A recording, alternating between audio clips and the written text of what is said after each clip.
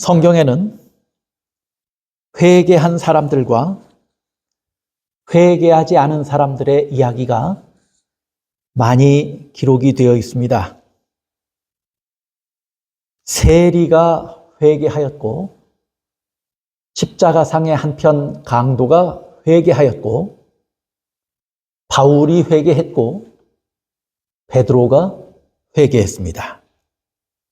그런데 이렇게 성경에 기록된 회개하고 회개의 기도를 한 이 사람들의 공통된 특징이 있다고 하는 것을 우리가 성경을 통해서 보게 됩니다. 그 동일한 특징이 오늘 우리가 다윗의 회개의 기도를 살펴볼 것인데 그 가운데도 나타나 있습니다. 참된 회개에 나타나는 특징을 성경은 여러 가지로 묘사하고 있습니다. 다윗의 회개에서도 그 특징들이 나타납니다. 그래서 부조와 선지자 460쪽에 우리가 지난 시간에 본 말씀인데 이렇게 기록을 했어요. 다윗의 기도가 모든 영혼의 탄원이 되어야 할 것이다. 특별히 다윗의 기도가 본받을 기도인데 그 중에서도 다윗이 자신의 죄를 뉘우치고 회개하며 탄원했던 그 기도는 우리 모두의 기도가 되어야 한다라고 권면하고 있습니다. 그래서 성경에 기록한 다윗의 기도 가운데 우리가 본받아야 할 저 탄원의 기도 가운데 나타나는 특징들이 있습니다. 그 5가지 특징, 참된 회개 가운데 나타나는 5가지 특징이 있는데 그 5가지 특징에 이런 특징들이 있습니다. 첫째는 다윗이 스스로 죄를 뉘우치고 깨닫고 회개한 것 같았지만 사실은 다윗을 회개하게 하신 분이 누구예요? 하나님이셔요. 그리스도의 사랑이 다윗을 회개하게 인도합니다. 그것이 다윗의 회개의 과정에서 나타난 특징입니다. 또 둘째는 자신의 죄를 알고 깨달아 알았죠, 다윗이. 그 다음에 죄를 뭐 했어요? 슬퍼합니다. 이 참된 회개의 특징입니다. 세 번째는 통회하는 심정으로 죄를 슬퍼하고 통회하는 심정으로 뭐 해요? 마음만 그렇게 가지고 있어요? 아니에요. 하나님께 나아가서 자복하며 기도합니다. 그렇죠? 하나님의 은혜를 구하죠. 그 다음에 그렇게 기도한 후에는 죄로부터 뭐 해요? 돌아섭니다. 그리고 죄로부터 기도하고 죄로부터 돌아서니까 하나님은 그렇게 한 다윗을 뭐 하셨어요? 용서하시고 의롭게 하셨습니다. 이것이 다윗의 회개와 다윗의 기도 가운데 나타난 참된 회개의 특징입니다. 우리가 회개하고 다윗처럼 우리도 기도해야 된다. 다윗처럼 자복해야 한다라고 말씀했을 때 저런 방법을 따라서 해야 된다 그 말이에요. 저렇게 해야 참된 회개고 참된 회개의 기도가 되고 그 기도를 하나님께서 용납하신다고 말씀하는 것입니다. 우리는 성경에서 어쩌면 없어도 될 이야기들, 안 읽어도 될 이야기들을 보게 됩니다. 그 중에 하나가 다윗의 이야기입니다. 다윗은 하나님이 내 마음에 합한 자라고 말씀했을 때 다윗은 참으로 훌륭한 사람이었습니다. 그런데 그런 다윗에게 어울리지 아니하는 뭐가 있어요? 큰 죄악이 있었어요. 범죄가 있어요. 다윗의 범죄는 얼마나 흉악한지 우리는 감히 따라할 수 없을 만한 중한 죄를 다윗은 저질렀습니다. 여러분이 아시는 것처럼 다윗은 그의 충성스러운 부하인 우리아를 전장에 내보냅니다. 그리고 나서 그의 아내 밧세바를 취합니다. 그러면 만약에 다윗이 왕이 아니었다면 다윗의 운명은 어떻게 되었을까요? 만약에 왕이 아니었다면 다윗은 사형에 처할 만한 중한 범죄를 저지른 것입니다. 거기에다가 더 나아가서 자신이 저지른 범죄를 다윗은 뭐 하려고 했어요? 감추려고 했어요. 그래서 우리아의 아내 밧세바를 취했는데 밧세바가 임신한 것을 알게 되니까 전장에 나가 있는 우리아를 다윗이 어떻게 해요? 불러들이지요.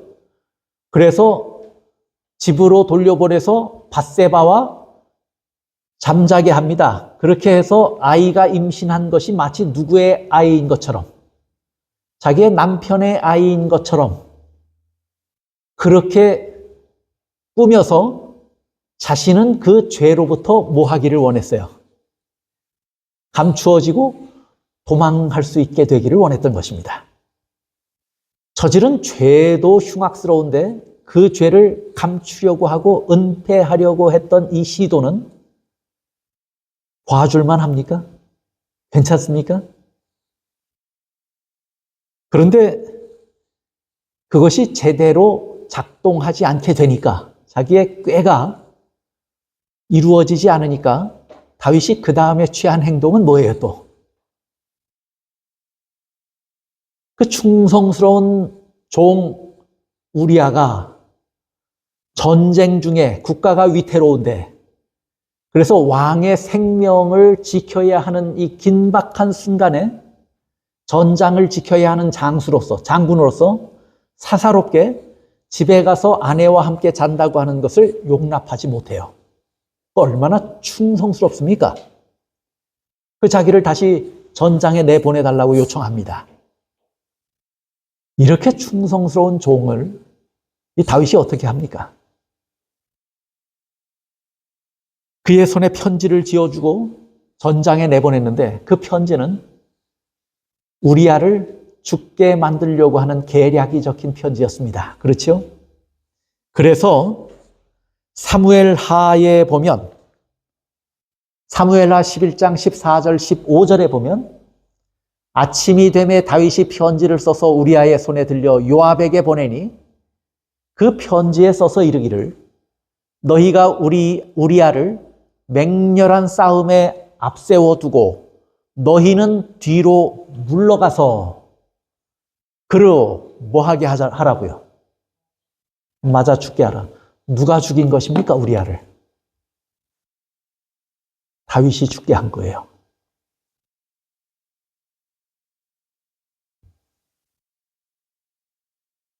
그런데 그렇게 한 것으로 봐서 다윗이 범한 죄는 10계명을 쭉 펼쳐놓고 보면요, 6째 계명, 살인하지 말지니라 하는 6째 계명부터 10째 계명까지 모든 계명을 다 범한 죄입니다. 살인하지 말지니라, 살인했죠. 도적질하지 말지니라, 했습니까? 안 했습니까? 또 간음하지 말지니라, 했습니까? 안 했습니까? 내 이웃의 아내를 탐내지 말지니라, 했습니까? 안 했습니까? 다 범한 거예요. 왕이 아니면 사형입니다. 그런데 참 이상한 것은 이스라엘 백성들의 역사 가운데서 지금까지요, 지금 유대 나라, 지금 이스라엘 땅에서도 그들 역사에서 가장 존경하는 왕을 이야기해 보라면 다윗을 이야기합니다. 이스라엘 백성들 가운데 대대손손 가장 영예로운 왕이 누구냐면 다윗이고, 가장 존경하는 왕이 다윗이에요. 여러분, 이런 사람을 존경할 수 있습니까? 그런데 열왕기상에 보면요, 또 열왕기상 14장 8절에 보면 너는 내 종 다윗이 내 명령을 지켜 전심으로 나를 따르며 나 보기에 정직한 일만 행하였음과 같지 아니하고. 이건 하나님의 평가. 이스라엘 백성들이 다윗을 위대한 왕으로 이해하고 있는 것도 어찌 보면 이상한 일인데, 하나님조차도 다윗을 어떻게 평가하고 있어요? 저 지금 여로보암 왕에게 선지자 아히야를 보내서 여로보암 왕을 책망하면서 누구의 이야기를 하는 것이냐면 다윗 왕에 대해서 이야기를 하는 거예요. 너는 다윗 같지 않다, 그 말이에요, 여로보암에게. 그러면서 다윗에 대해서 뭐라고 이야기를 하냐면 내 종 다윗이 어떻게 했다는 거예요. 내 명령을 지켜서 전심으로 나를 따랐다. 그렇게 말할 수 있습니까? 없습니까? 하나님의 뜻, 하나님의 계명을 범한 게 한두 가지가 아니잖아요. 또 나 보기에 뭐만 행했어요? 정직한 일만 행하였다 그랬어요. 그게 맞아요? 틀려요? 틀려요. 사실 판단을 해보면 잘못된 이야기예요.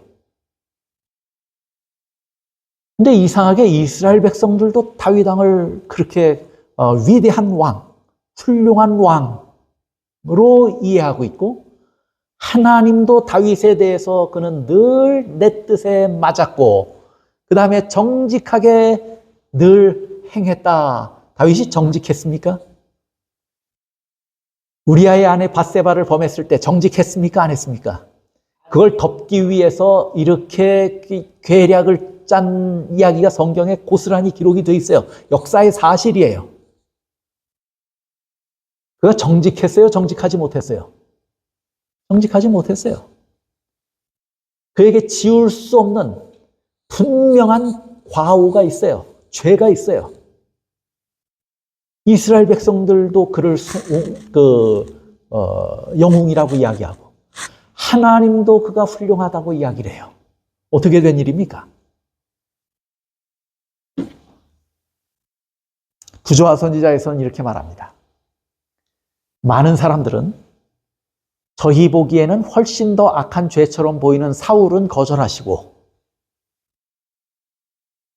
매우 큰 죄를 범한 다윗은 아끼신 하나님이 불공평하다고 불평한다. 다윗하고 사울하고 비교하면 누구의 죄가 더 큰 거예요, 사실은? 다윗의 죄가 더 흉악하다 그 말이에요. 흉측하다 그 말이에요. 그런데 사울은 하나님께서 쳐내셨고 다윗은 그렇게 하지 않았어요. 그래서 이게 하나님께서 행하신 일이 불공평하다고 불평할 수 있다 그 말이에요. 사실 그렇지 않습니까? 그러면 하나님께서 편애하셨던 것입니까? 처음부터 애당초 사울은 본래 미워했고 다윗은 본래 사랑했기 때문에 저렇게 하신 것입니까? 계속되는 말씀 보세요. 그러나 다윗은 자신을 낮추고 죄를 자백한 반면에 사울은 책망을 멸시하고 마음을 굳게 하여 회개하지 아니하였다. 다윗의 역사에서 이 대목은 회개하는 죄인들에게 의미심장한 것이다. 하나님께서 마치 편애하신 것처럼 보이지만 사실은 하나님께서 사랑하셨고 다윗을 그렇게 훌륭하게 인정하셨던 것은 분명하게 뭐가 있다는 거예요? 이유가 있다는 거예요. 그 이유가 뭐예요? 사울은 회개하지 않았는데 다윗은 진심으로 뉘우치고 회개하고 하나님 앞에 나와서 자복했다 그 말이에요. 그렇게 했더니 무슨 일이 벌어졌냐면 하나님께서는 마치 다윗이 그 죄 안 지은 사람처럼 취급하고 있는 거예요. 그러니까 아히야를 보내서 한 말씀을 보세요. 늘 정직했고 늘 내 뜻에 맞았다고 이야기를 해요. 그러면 다윗이 범한 범죄를 하나님은 뭐 했단 얘기예요? 잊어버리셨단 얘기예요. 지워버리셨단 얘기예요. 완전하게 지워버렸기 때문에 그렇게 말씀하실 수 있는 거예요. 그런데 다윗의 역사에서 이 대목은 회개하는 자의 다윗에게만 하나님이 그렇게 하신다는 말씀이 아니고 다윗의 이 역사를 봐라. 만약에 우리도 다윗처럼 죄 질 때 하나님 앞에 나와서 진심으로 뉘우치고 회개한다면, 자복한다면 하나님께서는 다윗을 대하신 것처럼 우리도 뭐 한다는 얘기예요. 동일하게 대하신다는 거예요. 똑같이 행하신다는 거예요. 그래서 다윗의 역사에서 이 대목은 회개하는 죄인들에게 의미심장한 것이다 그랬어요. 다윗을 대한 방법이 따로 있고 우리를 대하는 방법이 따로 있다는 게 아니에요. 똑같은 방법으로 하나님께서는 대하시기 때문에 마치 우리가 아무리 흉한 죄를 져도, 그래서 이 사회는 그 죄값을 치루어야 한다고 우리에게 손가락질해도 우리가 정말 죄를 뉘우치고 하나님 앞에 나가서 자복하고 기도한다면, 회개하고 기도한다면 하나님은 그 기도를 들으시고 마치 그 죄를 안 지은 사람처럼 취급하신다는 거예요. 우리의 죄를 우리 가운데서 지워버리시고 잊어버리신다는 거예요. 그리고 우리를 여전히 똑같이 뭐 하신다는 것이냐면 사랑하신다고 하는 것이에요. 마치 누구에게 하신 것처럼, 다윗에게 하신 것처럼 그렇게 하신다는 것입니다.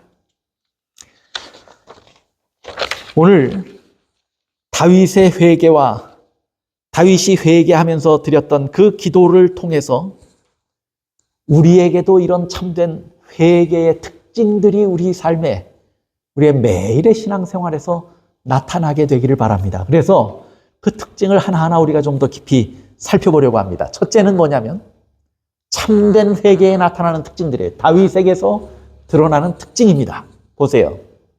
첫째는 그리스도의 사랑이 다윗을 뭐 했어요? 회개하게 했습니다. 다윗이 스스로 회개한 것이 아니에요. 누가 다윗을 회개하게 한 거예요? 다윗은 뭐 하려고 했어요? 계속 피하고 감추려고 했어요. 감추려고 하다가 더 흉악한 범죄를 저질러요. 사람이 자기가 범한 죄를 덮으려면, 그래서 거짓말을 하면 나중에는 그것조차 덮기 위해서 또 뭐 해야 돼요? 더 큰 잘못을 해야 돼요. 그렇죠? 누군가 내가 잘못한 것을 봤어요. 그러면 그것 때문에 죄책감이 들고 깜짝 놀라서 돌아서는 것이 아니고 그걸 본 사람을 뭐 해요? 본 사람의 입을 막기 위해서 그 사람까지 없애버려야 돼요. 그러니까 죄를 은폐하려고 하면 점점 깊이 빠져들어서 점점 깊은 늪에 빠지고 그물에 걸려들게 돼 있는 거예요. 그냥 두면 그렇습니다, 사람이. 다윗도 그냥 내버려 뒀으면 다윗이 어땠을까요? 자기의 자리와 자기의 권위, 능력을 힘 가지고 뭐 했을까요? 자기의 죄를 덮으려고 끝까지 했을까요? 안 했을까요? 그런데 다윗을 회개하고 돌아서게 한 분이 누구예요? 하나님이에요. 하나님은 그냥 내버려 두지 않았어요. 사무엘하 12장 1절에 보면 여호와께서 즉시로 누굴 보냈어요? 나단을 다윗에게 보내시니. 즉시로 그냥 내버려 두면 안 돼요. 연약한 인간이 자꾸 실수하고 넘어질 수밖에 없어요. 그걸 알아요, 하나님은. 그래서 곧바로 누굴 보냈냐면 나단 선지자를 보냅니다. 그래서 선지자를 보내서 다윗에게 가서 그에게 이르되, 한 성읍에 두 사람이 있는데 한 사람은 부자고 한 사람은 어떤 사람이에요? 가난한 사람이니. 선지자가 찾아왔어요. 다윗에게 이야기합니다. 왕이시여, 한 마을에 두 사람이 있습니다. 한 사람은 부자고 한 사람은 가난합니다. 이 부자는 소와 양이 많습니다. 그런데 이 가난한 사람은 암양 새끼 딱 하나 가지고 있습니다. 그런데 어느 날 이 부자에게 손님이 찾아왔습니다. 이 부자가 손님을 대접해야 되겠는데 손님을 대접하려면 적어도 양을 잡든지 소를 잡든지 해야 할 거 아니에요. 자기 거 잡으려니까 아까워요. 그래서 가난한 사람들은 모두에게 무시당하니까 아마 괜찮다고 생각을 했던 모양이에요. 이 가난한 사람에게 가서 단 한 마리 암양 새끼 가지고 있는 가난한 자에게 가서 그 암양 새끼를 뭐 했어요? 뺏어다가 그걸 가지고 손님을 대접했단 말이에요. 그 이야기를 하니까 다윗이 펄쩍 뛰는 것입니다. 그렇게 악한 사람이 세상에 어디 있느냐고, 그런 사람을 내버려둬서는 안 된다고요. 그랬더니 나단이 뭐라고 그래요? 그 사람이 바로 당신입니다. 죄 지어서 끝없이 브레이크 없는 열차처럼 끝없이 죄의 늪으로 빠져들어가는 다윗을 향해서 그 열차를 세운 분이 누구예요? 하나님이셨어요. 하나님께서 선지자를 예비하셨고 이렇게 적절한 예화, 비유를 예비하셨어요. 그걸 그냥 선지자에게 가서 말하라고 그랬으면 선지자가 무슨 말 했을지 어떻게 알아요?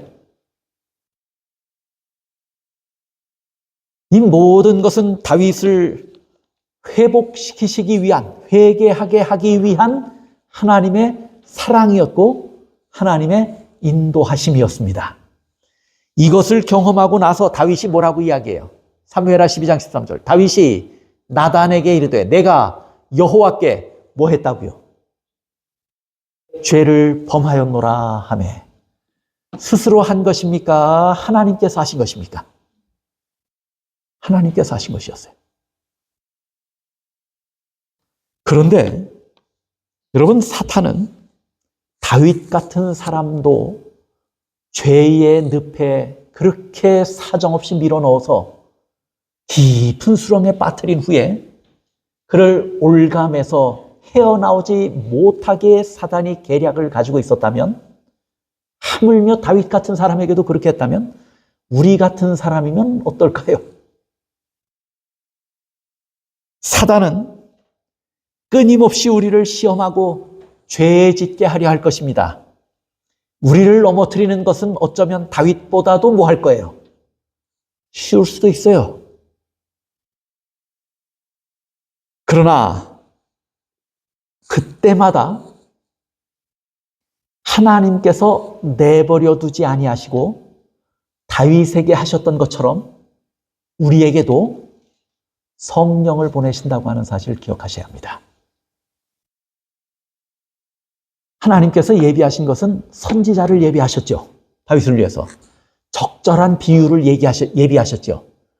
비유를 이야기하니까 그 마음 안에서 깜짝 놀라서 자기의 죄를 제대로 들여다보고 통회하고 뉘우치게 하는 마음을 갖게 하신 그 역사를 이루어낸 분은 누구예요? 성령이셔요. 마찬가지로 우리가 죄 가운데 넘어져도 우리를 그냥 하나님은 내버려 두시는 분이 아닙니다.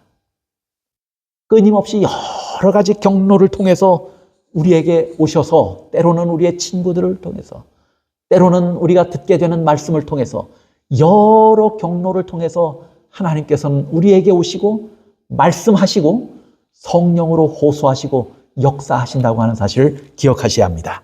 그래서 성경도 보세요. 예레미야 31장 3절. 옛적에 여호와께서 나에게 나타나사 내가 영원한 사랑으로 너를 사랑하기에 인자함으로 너를 이끌었다 하였노라. 하나님께서는 늘 옛적부터, 처음부터 끝까지예요. 처음부터 끝까지 하나님께서는 늘 사랑으로, 인자로 나타나셔서 뭐해요? 이끄시는 분이에요. 그래서 사도 바울은 로마서에 분명하게 이렇게 이야기합니다. 로마서 2장 4절. 네가 하나님의 인자하심이 너를 인도하여 회개하게 하심을 알지 못하여. 누가 회개하게 해요? 하나님의 인자하심이 우리를 나타나서 우리를 회개하게 한다고 말해요. 다윗의 회개의 삶에 보면 처음에 누가 역사해서 시작이 된 거예요? 그 회개가. 하나님의 역사로 그 회개가 시작되는 거예요. 그의 인자하심과 용납하심과 길이 참으심이 풍성함을 멸시하느냐? 우리를 회개하게 하시는 분이 하나님이십니다. 인내하시면서 은혜로, 인자로, 그리고 용납하심으로 우리에게 하나님의 사랑을 다시 깨닫게 하시고 그 사랑 안에서 우리가 뭐 하기를 원해요? 뉘우치고 돌아서서 다시 하나님께로 가까이 나오게 하기를 원하시는 분입니다. 그래서 정로의 계단에서도 분명하게 말해요. 하나님의 인자하심이 우리를 뭘로 이끄신다고요? 회개로 이끄신다고요. 다윗이 회개한 것은 스스로 한 것 아닙니다. 하나님의 인자하심이 다윗을 회개하게 한 것입니다. 한편 강도가 회개한 것은 갑자기 이루어진 것입니까? 아무 연고 없이 이루어진 것입니까? 나는 내 죄 때문에 죽는 것이 당연한데 이 십자가에 달려있는 이 사람을 보니까 죄 없음에도 죽는단 말이에요. 아무 불평과 원망 없이 죽어가는 예수님의 모습을 봤어요. 그리고 깨달아요. 저 사랑과 저 은혜가 많은 사람들을 구원하기 위하여 온 구세주라고 하는 사실을 깨달았어요. 누구의 은혜와 사랑을 본 거예요, 그때? 그 예수님, 십자가에 달린 예수님의 은혜와 사랑을 본 거예요. 그 사랑이 누구의 마음을 바꾼 거예요? 이 완악한 강도의 마음을 바꾼 거예요. 강도를 회심하게 한 분이 누구예요? 스스로 했어요? 예수님이었어요? 예수님의 은혜가 그에게 임했을 때 그에게 회심이 일어난 것입니다. 항상 회심은 하나님의 은혜로부터 시작하는 것입니다. 죄인이 이 사랑을 주목할 때 이 사랑이 심정을 부드럽게 하고 마음에 감명을 주고 심령에 통회하는 생각을 일으킨다. 분명합니다. 참된 회개의 특징 가운데 첫 번째는 이 회개는 누가 인도하신다는 거예요. 회개로. 하나님의 은혜가 회개로 인도한다고 하는 것입니다. 그 다음에 둘째입니다. 참된 회개는 자신의 죄를 깨닫고 죄를 슬퍼한다고 하는 것입니다. 시편 보세요. 시편 51편과 시편 32편은 우리아의 아내 밧세바를 범한 후에 이 흉측한 죄 그리고 우리아를 죽인 그런 흉한 범죄를 다 저지르고 난 후에 회개하며 지은 그 기도의 내용이에요. 통회하면서 드린 기도의 내용들이 시편 51편과 시편 32편입니다. 그걸 중심으로 해서 오늘 우리가 좀 살펴보는 것입니다. 시편 51편 3절에 보니까 무릇 내가 내 죄과를 아오니 내 죄가 항상 내 앞에 있나이다. 처음에 범죄하고 난 다음에는 그 직후에는 나단 선지자가 와서 그 죄를 지적해서 회심에 이르기 전까지는 다윗이 이것을 혹 안다손 치더라도 이것을 고백할 마음이 있었을까요? 없었을까요? 감추기에 급급했잖아요. 그렇죠? 은폐하려고 했잖아요. 그런데 이제는 자기가 지은 죄가 무엇인지를 뭐해요? 이것이 얼마나 흉한 것인가, 얼마나 큰 죄를 저질렀는가를 뭐해요? 알아요. 그것을 깨달았어요. 그런데 그 깨달은 것만이 아니고 그 죄가 항상 내 앞에 있나이다 하는 것으로 봐서 지금도 죄를 저지르고 있지는 않지만 자기가 저지른 죄 때문에 늘 그 마음이 어떻다는 거예요? 그 마음이 늘 슬프고 괴롭다는 거예요. 내 앞에 늘 있어요. 이것 때문에 잠도 잘지 못해요. 잠을 이루지 못했어요, 다윗은. 항상 그 죄가 있어요. 그러니 이 죄 때문에 다윗은 얼마나 괴로워하고 슬퍼했는가 하는 것이에요. 그 다음에 51편 17절에 보니까 하나님이여 상하고 통회하는 마음이라고 했어요. 다윗이 범죄하고 나서 나단 선지자로부터 권면을 들었을 때 그리고 그 자기의 죄가 무엇인지를 깨닫고 나니까 그 마음이 어땠냐면 상하고 통회하는 마음을 갖게 된 것입니다. 그 죄가 무엇인지 알아요. 그 죄가 그래서 눈만 감아도 기억이 자기 앞에 떠올라서 괴로워요. 눈 뜨고도 볼 수가 없어요. 사람을 대하기도 힘들고 잠자리에 들 수도 없고 늘 다윗을 괴롭힌 거예요. 그래서 다윗은 내가 내 죄가 무엇인지 압니다. 이 죄가 나를 떠나질 않습니다. 내 마음에서 떠나질 않습니다. 나를 계속 괴롭힙니다. 그리고는 마음은 상했고 통회하고 있습니다. 통회한다고 하는 말은 무슨 말이냐면 죄를 인정하고 그 죄를 뭐 한단 말이에요? 회개하고 뉘우치고 있다고 하는 말이에요. 그렇죠? 회개하고 뉘우치고 있단 말이에요. 그 다음에 32장, 시편 32장 3절 보니까 내가 입을 열지 아니할 때 종일 신음함으로 내 뼈가 쇠하였도다. 얼마나 그 죄를 짓고 나서 그 죄를 깨닫고 회개하는 동안에 다윗이 당한 고통이 무엇인지를 묘사하고 있잖아요. 정로의 계단에서도 이렇게 얘기합니다.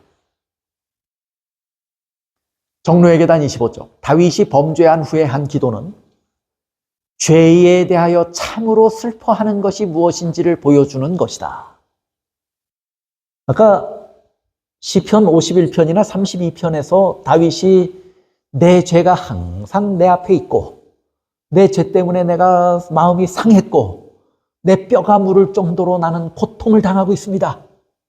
통회하고 있습니다. 하는 그런 다윗의 기도, 다윗의 회개의 기도에는 뭐가 있냐면 이렇게 고통당하고 죄 때문에 슬퍼하는 마음이 있다는 거예요. 다윗에게. 그 죄를 슬퍼하고 고통당하고 있어요. 그 마음속 깊은 데서 나온 것이었다. 보세요. 죄를 변명하려고 해요. 이제 더 이상 내가 내 죄가 뭔지 압니다. 고백하지요. 내 죄가 항상 내 앞에 있습니다. 다 고백해요. 죄를 변명하려는 노력도 없었고 정하신 형벌을 피하려는 욕망도 없어요. 내 죄과를 내가 달게 죄의 결과를 받아야 한다면 달게 받겠습니다 하는 심정으로 하나님 앞에 나가서 기도하는 거예요.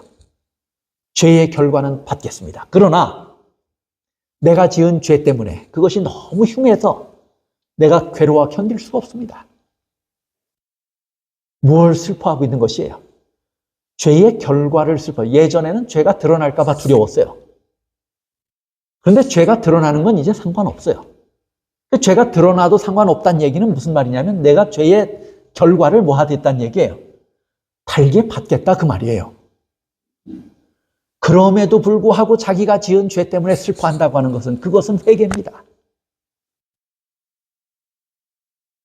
형벌을 피하려는 욕망도 없었어요. 그런 것들이 그의 기도의 동기가 되지 않았다고 말합니다. 계속해서 다윗은 자기의 범죄가 얼마나 흉악한지를 깨달았고 또 자기의 심령이 얼마나 더러워진 것을 깨달아 자기 죄를 미워하였다. 지금 뭘 미워하고 있냐면 자기 마음이 더러워진 것을 미워하고 있는 거예요. 그것 때문에 슬픈 것입니다. 그가 기도한 것은 죄 사함을 받기 위하여서만 아니라 마음의 순결을 얻기 위하여서였다. 우리가 기도할 때 어떻게 기도합니까? 하나님, 우리가 지은 모든 죄를 뭐 해달라고 기도해요?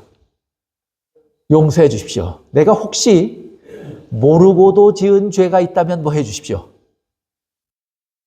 용서해 주십시오. 그런데 마음은 순결하지 않아요.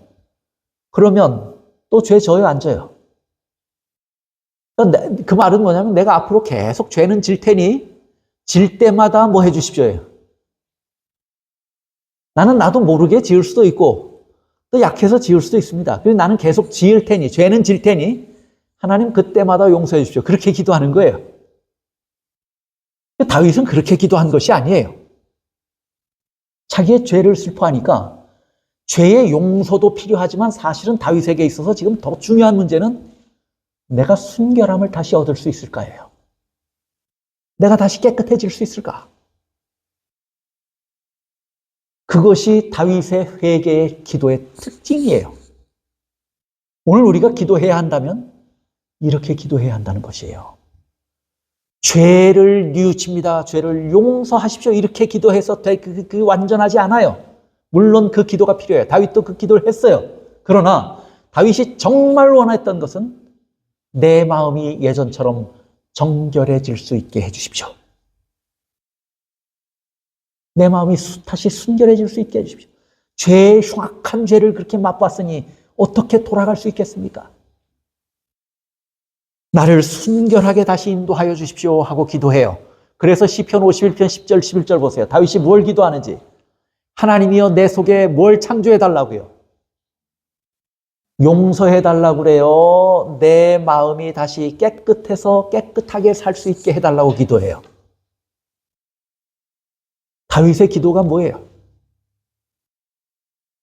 내 안에 정한 마음을 창조하시고 내 안에 정직한 영을 새롭게 하소서.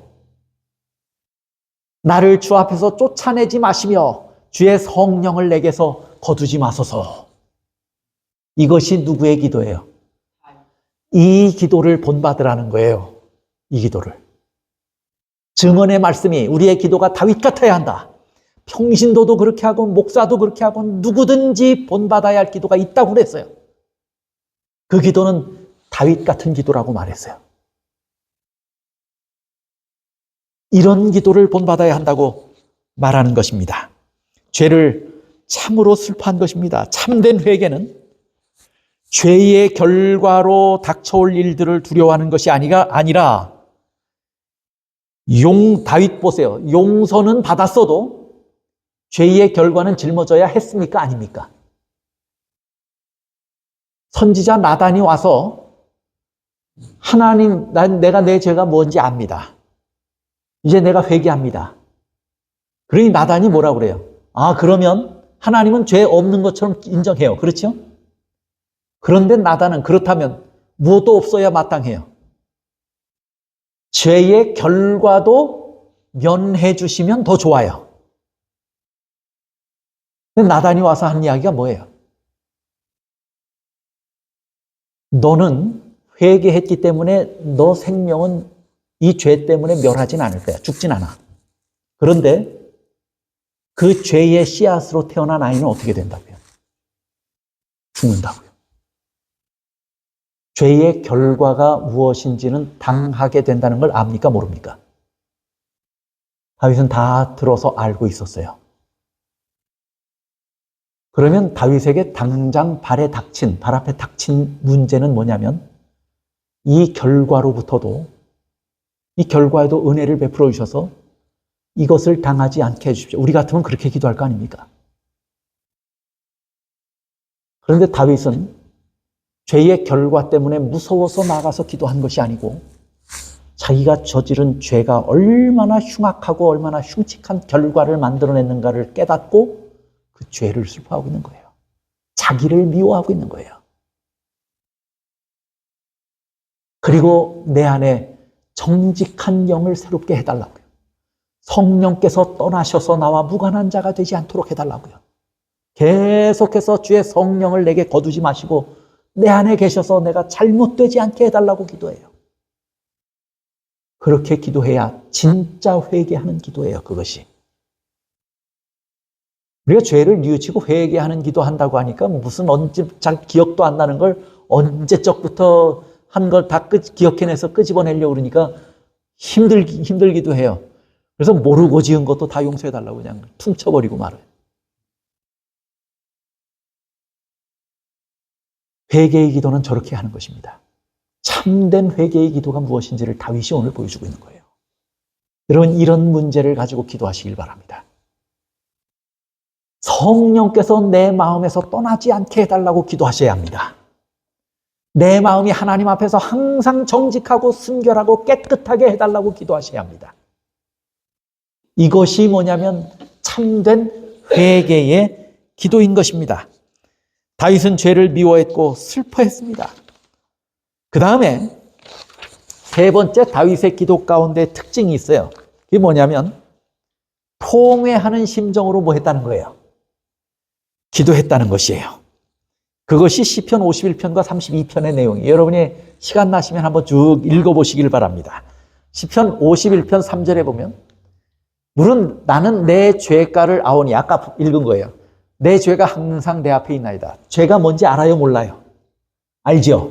그런데 가만히 보니까 3절, 시편 51편 3절에 보니까 내가 그래도 비교적 의로운 줄 알고 의로운 척하고 살아왔는데 이렇게 죄 짓고 나서 자기의 내면을 진짜 들여다보니까 자기는 본래 언제부터 더러운 사람이었어요. 날 때부터 내가 더러운 사람이었군요.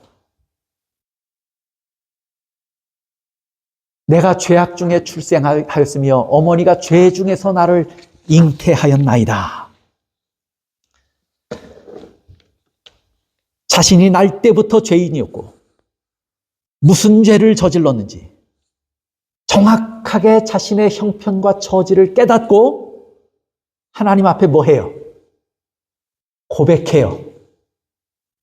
상한 심령과 통회하는 마음으로 하나님께 나아가서 회개하면서 기도합니다. 그 죄의 결과가 얼마나 무서운 건지도 압니다. 시편 51편 4절 내가 주께만 범죄하여 주의 목전에 악을 행하였사오니 주의 얼굴을 내 죄에서 돌이키시고 내 모든 죄악을 지워주소서. 통회하는 심정으로 하나님 앞에 나가서 지금 뭐 해요? 기도해요. 내가 가만히 그 죄를 저질러서 죄인인 줄 알았더니 날 때부터 내가 죄인이에요. 내가 본래 의로운 사람이 아니었어요. 잘못 알고 있었어요. 더러움이 항상 있었어요, 내 안에. 하나님 그 모든 죄를 하나님 용서해달라고 이야기를 하는데 가만히 보니까 뭘 무서워하냐면요. 그 범죄가 사실은 우리아에게 한 범죄 아닙니까? 그렇죠? 그런데 누구에게 한 범죄로 지금 고백해요? 주께 한 범죄예요. 사람에게 죄를 저질렀어도 그건 누구에게 범한 죄냐면 하나님께 범한 죄가 돼요. 왜냐하면 그 사람은 하나님의 소유이기 때문이에요. 그래서 하나님께 범한 죄인데 그 사상을 가진 것도 다른 것인데 다윗이 정말 무서워했던 것이 뭔지를 이 기도 가운데서 보게 돼요. 우리아와 우리아의 가정에게 범죄하였사오니 그랬다면 그 사람에게 가서 용서를 구해서 받으면 하나님과는 무관하게 용서된 거예요? 사람은 그렇게 생각할 수 있잖아요. 그러면 관계는 회복될 수 있어요. 난 그렇게 하면 그 사람하고 원수와의 관계도 회복하고 하나님과의 관계도 이상 없겠지. 착각해서 그렇게 생각할 수 있어요. 다윗이 정말 무서워했던 것은 우리아의 가정을 향해서 미안하고 뉘우치고 회개하는 마음을 가졌을 것입니다. 당연히 가졌을 겁니다. 그러나 그것도 중요하지만 다윗에게 더 큰 문제는 뭐였냐면 이것 때문에 예수님과 나 사이의 관계가 깨어지면 어떻게 할까? 이것은 더 무서운 문제였습니다. 그래서 주님께 범죄했고 주의 목전에서 악을 행했어요. 그래서 주님께서 얼굴을 나로부터 뭐 하시면 돌이키셔서 등지는 관계가 되면 내가 어떻게 할까? 지금 그걸 무서워해요. 그래서 뭐라고 이야기하냐면 주의 얼굴을 내 죄에서 돌이키시고 내 모든 죄악을 지워주십시오. 그래야만 누구와의 관계가 여전히 유지되는 거예요. 하나님과의 관계가 여전히 유지되는 거예요. 다윗은 죄에 대해서 진정으로 슬퍼합니다. 그리고 하나님께 나가서 기도합니다. 하나님, 이 죄로부터 눈을 좀 돌려주시고 내 죄를 기억지 말아 주십시오. 그래야 하나님과 제 사이가, 제 관계가 여전히 예전처럼 회복될 수 있습니다. 여러분, 회개하는 심령으로 하나님 앞에 나가서 여러분이 기도할 때의 목적은 무엇이냐면 여러분의 마음이 깨끗해지기를 원하는 것이어야 하고 그로 인해서 하나님과의 관계가 회복되기를 원하는 마음으로 기도하셔야 합니다. 그것이 참된 회개의 기도인 것입니다. 그래서 시편 32편 5절 내가 이르기를 내 허물을 여호와께 자복하리라 하고 주께 내 죄를 아뢰고 내 죄악을 숨기지 아니하였더니 하나님 앞에 나가서 숨기지 아니하고 다 자복하고 회개하고 뉘우치고 기도합니다. 이것이 참된 회개의 기도인 것이에요. 정결한 마음을 갖기를 원하고 성령께서 떠나지 않기를 원하고 하나님과의 관계가 회복되기를 원하는 기도여야 합니다. 정로의 계단에서도 다시 설명합니다. 진정으로 회개하는 자는 불쌍한 세리와 같이 감히 눈을 들어 하늘을 우러러보지 못하고 하나님이여 불쌍히 여기옵소서 나는 죄인이로소이다 하고 부르짖게 될 것이다. 참된 회개를 하는 사람은 이렇게 할 것이라고 이야기합니다. 참된 회개의 특징이 무엇인지를 다윗의 기도를 통해서 그 특징들을 우리가 찾아 공부하고 있는 것입니다. 우리가 이런 마음으로 하나님 앞에 나가면 하나님께서 우리 죄를 다 용서하실 것이에요. 그런데 우리가 혹시 이렇게 생각할 수도 있어요. 우리가 뭐 이렇게까지 해야 할 다윗처럼 그렇게 중한 죄를 짓지는 않았잖아요. 그 다윗처럼 이렇게까지 해야 할 죄가 우리에게 있나? 그럼 우리가 저런 다윗이 보여준 참된 회개의 기도의 특징을 따라서 기도해야 할 필요가 없을까요, 우리에게? 요한일서 1장 10절에 보면 만일 우리가 범죄하지 아니하였다 하면 하나님을 거짓말하는 이로 만드는 것이니 또한 그의 말씀이 우리 속에 있지 아니하니라. 하나님의 말씀이 우리 안에 계속 있으면 우리 안에서 하나님의 말씀은 가만히 있는 것이 아니고요.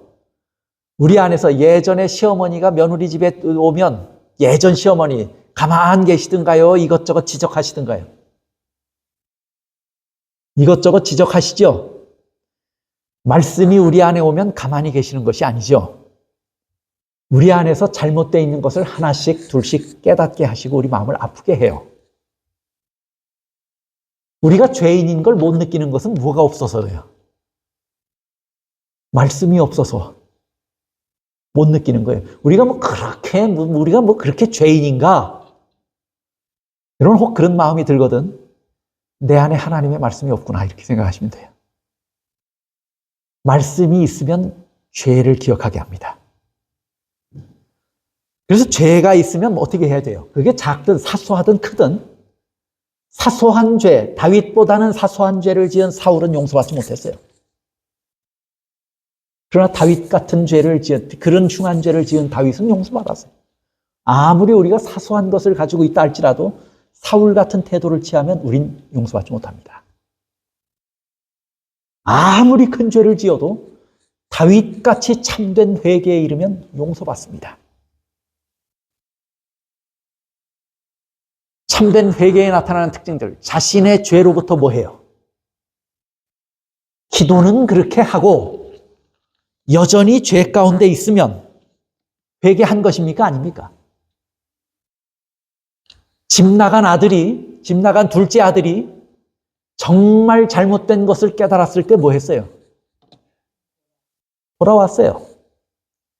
막달라 마리아가 여러 좋지 못한 범죄에 연루되어서 자기도 그 죄의 습관, 생활 속에 빠져 살았지만 예수님의 은혜를 깨닫고 나서 그 마리아는 어떻게 됐어요? 뉘우쳤어요? 뉘우치지 않았어요? 뉘우치고 회개했어요.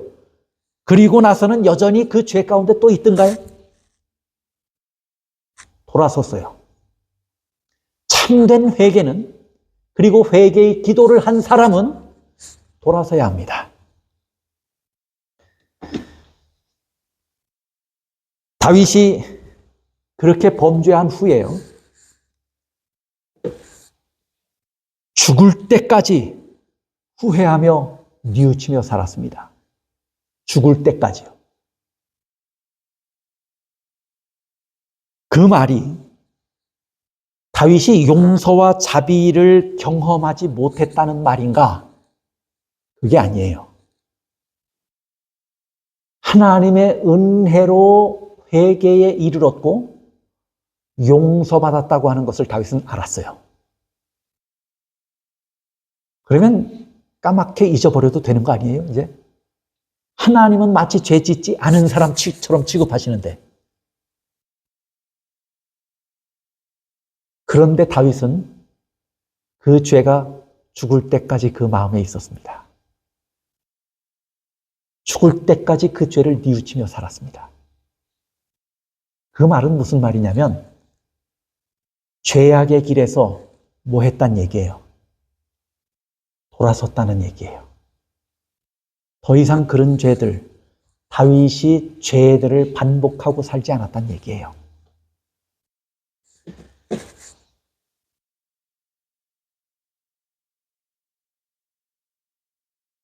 종로의 계단 39쪽에 보면 진정한 회개와 개선이 없는 자복은 하나님께 받으시는 바 되지 못한다.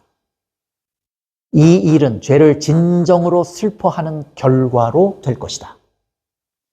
죄를 슬퍼하고 순결을 잃은 것을 슬퍼하고 하나님과의 관계가 깨어지는 것을 정말 슬퍼하는 자들은, 그래서 회개한 자들은 그 죄를 또 짓는다고요? 안 짓는다고요? 개선한다고요. 참된 회개의 특징 가운데 네 번째는 죄 가운데서 뭐 하는 거예요? 죄의 행동, 죄된 행위들 또는 그건 마음이든 행위든 죄로부터 돌아선다고 하는 것입니다. 그게 참된 회개의 결과입니다. 열매입니다. 그래서 마태복음 3장 8절에도 회개에 합당한 열매를 뭐 하라고 그래요?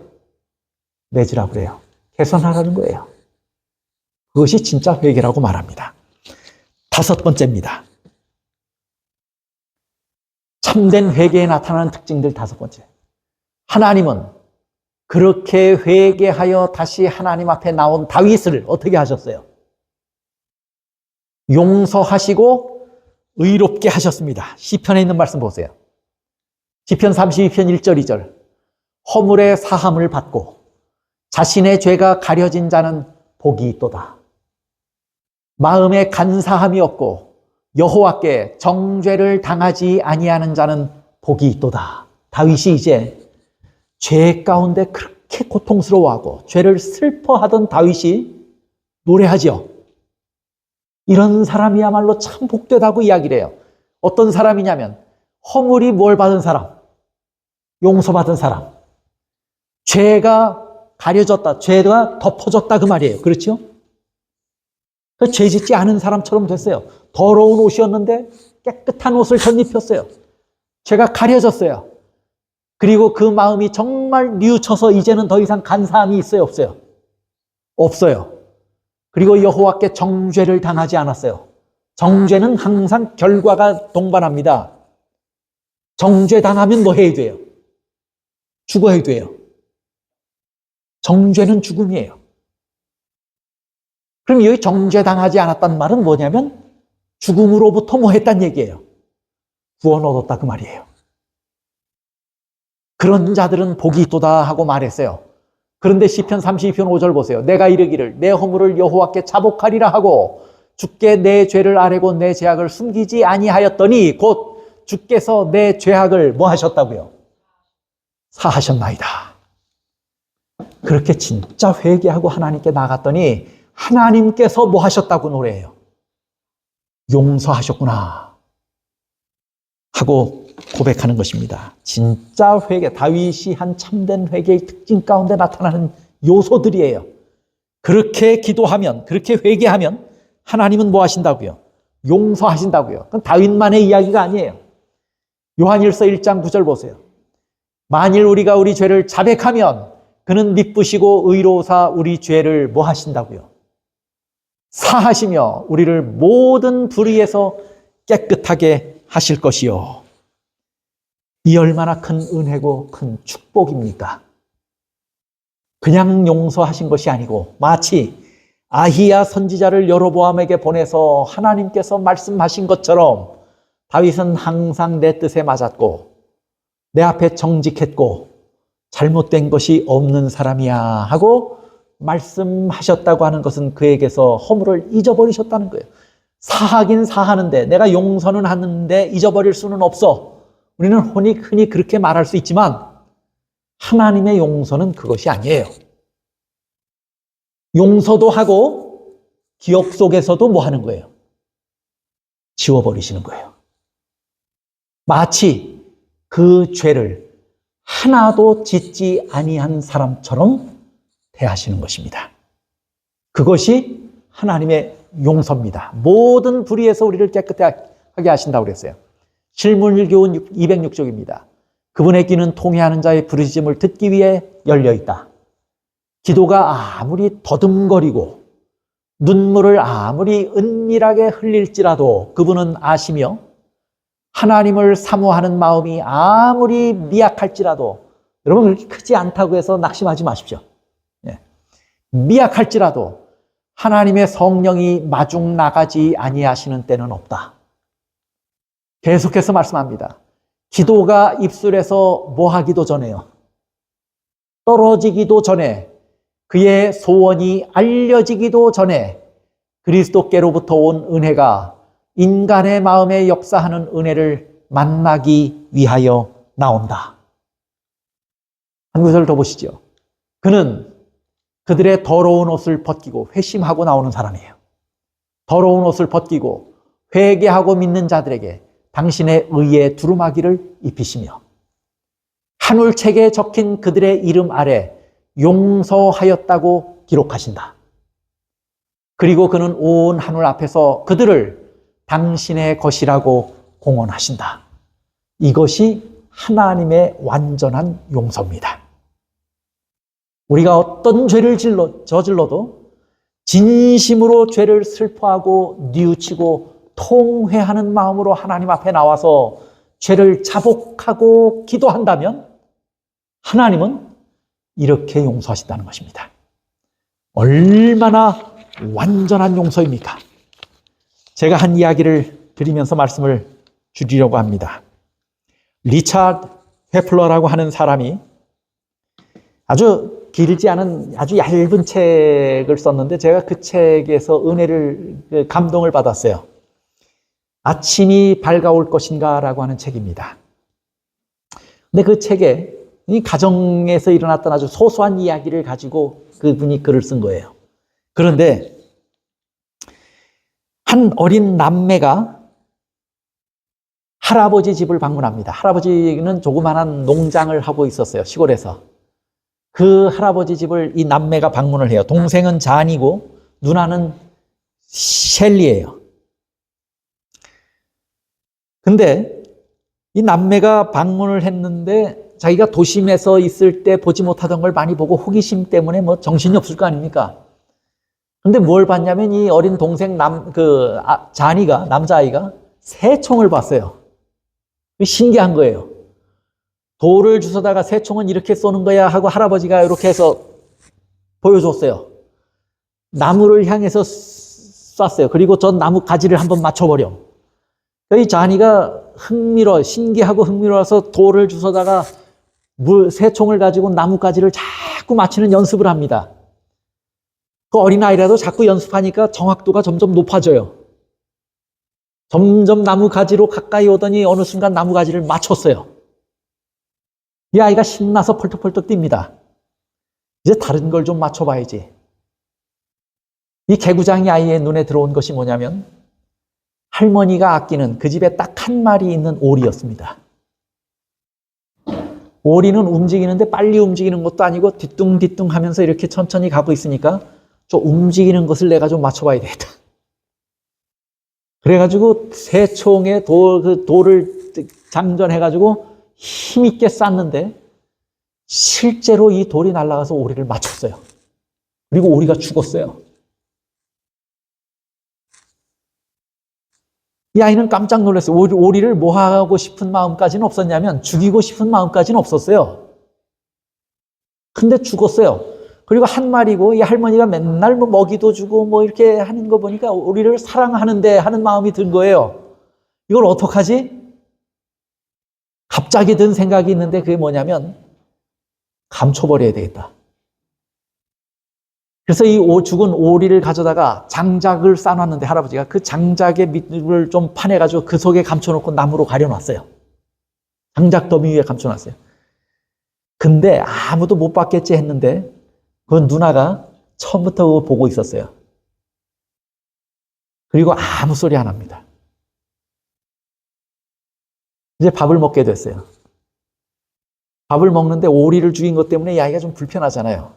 할머니는 있고 왔다 갔다 하고 하는데 불편해요. 그 밥상에 앉아서 밥을 먹었어요. 다 먹고 이 할머니가 오늘은 누가 설거지 하는데 누가 날 좀 도와줄래? 하고 물었어요. 그랬더니 누나 셀리가 뭐라고 하냐면 자니가 도와주고 싶어 하네요. 그래요. 그러면서 자니 옆으로 가서 오리 알지? 내가 다 봤어. 자니가 한마디 불평하지 못하고 할머니 제가 도울게요. 할머니한테 가서 설거지 하는데 그 키도 그렇게 크지 않은 아이가 뭐 발판을 놓고 가서 할머니를 도와요. 할머니는 그 도움을 받고 싶어서가 아니고 어린 손자, 손녀 누구라도 자기가 그 하는 일에 가까이 있어서 좀 그 즐거운 시간을 갖길 원했던 거예요. 근데 조금 있다가 식사가 다 끝나고 나니까 할아버지가 요 앞에 우리 그 조그만한 호수에 내가 늘 가서 낚시를 하거든. 오늘 너희 둘 다 나하고 좀 같이 가서 낚시하자. 이 할아버지도 그 어린 아이들 데리고 가서 자기가 하는 일에 가까이 두고 좀 재밌게 대화도 하고 그러고 싶었어요. 그랬더니 이 셀리가 또 나타나서 뭐라고 하냐면 할아버지, 자니가 할아버지하고 같이 가고 싶어 하네요. 누가 나랑 갈까 하고 물었더니 그렇게 얘기한 거예요. 그리고 자니한테 가서 오리 알지? 또 그러는 거예요. 이 자니는 지금 누나에게 약점이 잡혀서 누나가 하는 부당한 요구를 지금 뭐 해야 돼요? 다 들어야 돼요. 그 유쾌합니까? 불쾌합니까? 그런데 이 아이가 야, 내가 이것 때문에 언제까지 저 누나한테 저렇게 소나기에서 저 누나한테 잡혀가지고 내가 이렇게 불합리한 일을 당해야 될까? 그런 생각이 들어요. 뭐 그렇게 논리적으로 생각했다기보다는 누나가 얄미워 죽겠는 거예요. 에이, 이럴 바에는 내가 할머니한테 가서 뭐 하리라? 자백하리라. 그래서 할머니한테 갔어요. 할머니, 제가 실수로 새총이 신기해서 새총 가지고 이렇게 맞추는 걸 하다가 할머니가 아끼는 오리를 쐈는데 오리가 죽었어요.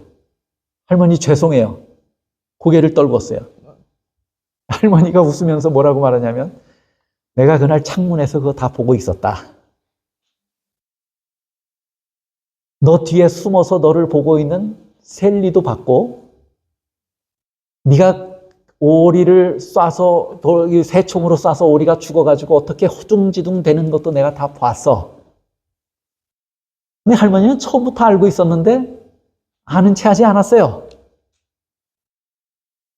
그런데 이 손자가, 사랑스러운 손자가 와서 할머니, 내가 이렇게 잘못했어요 하고 이야기하니까 이 할머니가 다 봤다 하면서 이 아이를 품에 안고 머리를 쓰다듬으면서 근데 나는 그 오리보다 하나밖에 없는 내 손자를 더 사랑하지. 오리는 없어도 돼. 네가 더 사랑하고 오리보다 너는 나한테 더 소중한 존재야. 그런데 내가 오늘 더 눈물 나도록 기쁜 것은 네가 한 일이 비록 실수 때문에 그렇게 됐는데 그것 때문에 더 오래 마음 고통당하지 아니하고 찾아와서 나에게 이야기한 후에 네가 앞으로는 자유롭게 살 수 있게 된 것이 나는 더 행복해. 라고 이 할머니가 이야기하는 거예요. 이 조그마한 책을 쓴 사람이 자기의 경험, 자기 가정에서 일어난 한 경험을 쓰면서 이것이 누구의 마음이고 우리를 하나님께서 어떻게 대하시는가를 보여주는 훌륭한 내 가정에서의 경험이었다고 이야기합니다. 오늘 우리를 대하시는 하나님의 마음이 어떤지를 이해하게 되시기를 바랍니다. 하나님은 우리가 죄 지어서 죄 가운데 사는 것을 보시는 것이 더 고통스러운 분입니다. 그것을 하나님 앞에 나와서 죄를 뉘우치고 죄를 슬퍼하고 죄를 용서받은 후에 자유롭게 살게 되기를 원하시는 분이 하나님이십니다. 그래서 우리에게 뭐라고 말씀하시냐면 나와서 자복하라고 말씀하십니다. 이사야 1장 18절 보세요. 여호와께서 말씀하시되 오라 우리가 서로 변론하자. 너희의 죄가 주홍 같을지라도 눈과 같이 희어질 것이요 진홍같이 붉을지라도 양털같이 희게 되리라. 우리가 살면서 그것이 실수였던 혹은 어쩔 수 없어서 그렇게 했던 혹은 심지어는 그것이 그 순간 잘못 판단해서 고의로 그렇게 했던 죄일지라도 하나님의 성령의 음성이 우리에게 임하여서 우리에게 그 죄를 양심의 가책으로 또는 말씀으로 또는 이웃들로 어떤 경로를 통해서 우리에게 그것을 말씀하실 때 우리 속에 성령의 역사가 일어나기를 바랍니다. 그리고 우리가 참된 회개에 이르게 되시기를 바랍니다.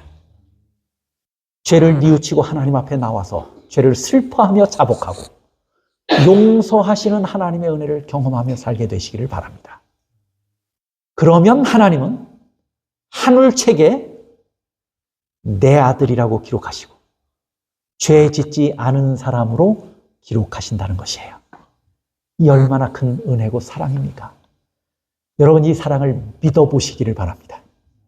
믿고 의지하시고 항상 스스로를 살피며 뉘우치고 하나님 앞에 나와서 진심으로 회개하며 기도하며 사는 우리 모두가 되기를 간절히 바라면서 말씀을 줄이겠습니다.